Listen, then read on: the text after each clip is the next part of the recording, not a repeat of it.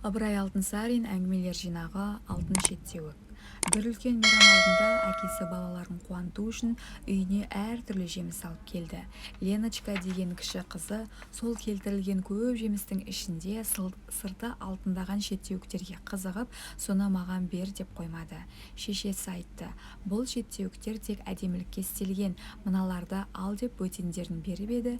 Леночка жылай бастады. Мен қара шеттеуікті алмаймын, алтын тыстысын аламын, оның ішіндегі дәні де тәтті шығар деп. Шешесі тіл алмайтын қисық баланың дегенін істегеннен артығы жоқ екенін ойлап, Леночкаға алтын тыстыларын, бөтен балаларына бөтен шеттеуіктерді таратып берді. Леночка қуанып, шеттеуіктерін дереу шаға бастады. Қараса, бірінің де ішінде дәні жоқ, бос қабықтар екен. Мұны көріп қасындағы балалар мазақтап күле бастады. Сонда атасы айтты: бұл шеттеуіктер жеу үшін істелген емес, тек көзге әдемі көріну үшін қойылған. Мен шеттеуіктердің бос қабығын алып, сырты күміспен бояп қана қойып едім. Екінші рет не нәрсенің де құр сыртына қарап қызықпа, асылы ішінде болар деді.